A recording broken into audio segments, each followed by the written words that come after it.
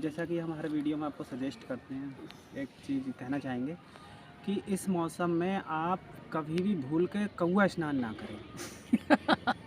क्योंकि इससे क्या होगा, कौवा स्नान में सिर्फ सिर भगोया जाता है, बस सिर धुल लिया और आप सामने वाले को जो है उसको भ्रमित करते हैं कि हम नहा के आए हैं। आपका सिर धुल जाएगा, चेहरा धुल जाएगा और सामने वाले को लगेगा नहाए हैं। लेकिन आप ये बचपन में हमने भी खूब किया है। लेकिन आप ऐसा बिल्कुल ना करें कि आप बाथरूम में घुसे, आप पे प्रेशर है वाइफ का, परिवार का कि नहाने जाना है और आप कौवा स्नान करके बाहर आ गए और लोगों को दिखा दिया कि आप नहाएं, कपड़े आपने भिगो दिए।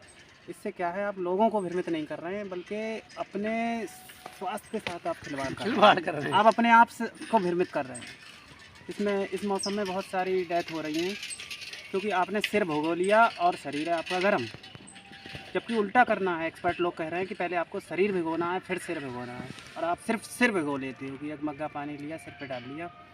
इससे जो है ब्रेन हेमरेज वगैरह का भी खतरा काफ़ी ज़्यादा हो जाता है। तो ये ध्यान रखें।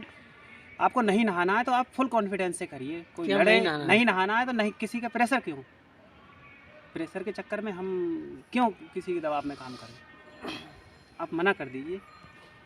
आप बार बार मना करेंगे और इस चीज़ के तो ऐसा नहीं होगा कि कोई आप पे प्रेशर करे, फिर सोचेगा जो 1 महीने से नहीं नहाया है तो हम क्या करें। नहाना है तो पूरा नहाना है, कभी भी आपको सिर नहीं भिगोना है कि सिर्फ पानी से आपने सिर भिगो दिया। तो इस चीज़ का आप ध्यान रखेंगे और स्वस्थ रहें। आप लोग यही कामना करते हैं, हम लोग खुश रहें, स्वस्थ रहें, मस्त रहें। कोई भी ऐसा काम हम ना करें, चलते रहिए, शरीर को नुकसान है। स्वास्थ्य से कोई समझौता नहीं होना चाहिए। स्वास्थ्य नहीं है दोस्तों तो कोई नहीं है आपका, ये बात ध्यान रखना। चली जाएगी। बिल्कुल सही कह रहे थे। जो आपका जीवन साथी है वो ही समझ लो आपका साथी नहीं रहेगा, है ना। सहमत हो आप? हाँ सहमत हैं, बिल्कुल बिल्कुल। मतलब सबसे पहले आपका दोस्त वो भी दूर नहीं जाएगा आपसे कि आप कमज़ोर हो। सबसे पहले जो आपका जीवन साथी है, जिसका आपने 7 जन्मों के लिए संग बांधा है, वो फिर 7 मिनट भी आपके साथ रहना पसंद नहीं करेगा। इसीलिए सबसे ज़्यादा प्राथमिकता आप अपने स्वास्थ्य को दें। एक बार को आप कपड़े फटे पहन लें, पुराने पहन लें, घर में बेड नहीं है चारपाई पे लेट लें, पुताई ना हो, लेकिन स्वास्थ्य से कोई समझौता नहीं। स्वास्थ्य हमारा अच्छा होगा तभी हम दुनिया का मज़ा ले पाएंगे। अभी व्हाट्सएप पे एक पोस्ट आई थी, बड़ी अच्छी लगी मुझे, कि घर में सोफ़ा सेट है और माइंड सेट नहीं है तो बेकार है वो सोफ़ा सेट। सबसे अगर माइंड सेट है तो घर में भले ही कुछ नहीं है, आप रोड पर झोपड़ी में भी आप मस्ती से ज़िंदगी काट लोगे। तो सबसे पहले जो है आपको स्वास्थ्य का ध्यान रखना है। पूरी दुनिया एक तरफ है, स्वास्थ्य आपका एक तरफ है। आजकल की जो युवा पीढ़ी है वो नशे और धूम्रपान की आदी हो चुकी है, तंबाकू, गुटखा।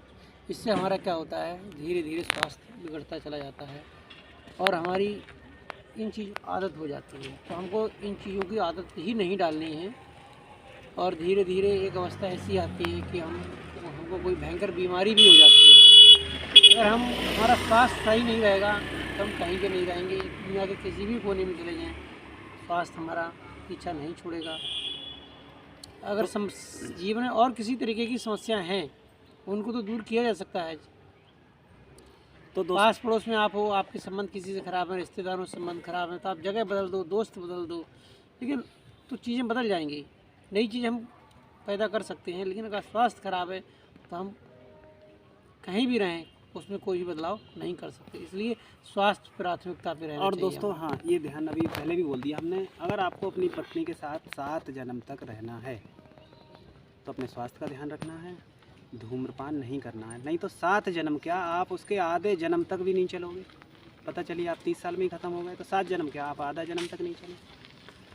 तो अपना जब ध्यान रखोगे तभी पूरा जन्म चल पाओगे, तभी तो 7 जन्म की सोच सकते हैं हम लोग। वादा तो कर दिया उससे, तेरे संग 7 जन्म रहेंगे, और नशे में आधे जन्म के सब किडनी फेफड़े ख़त्म कर लिए।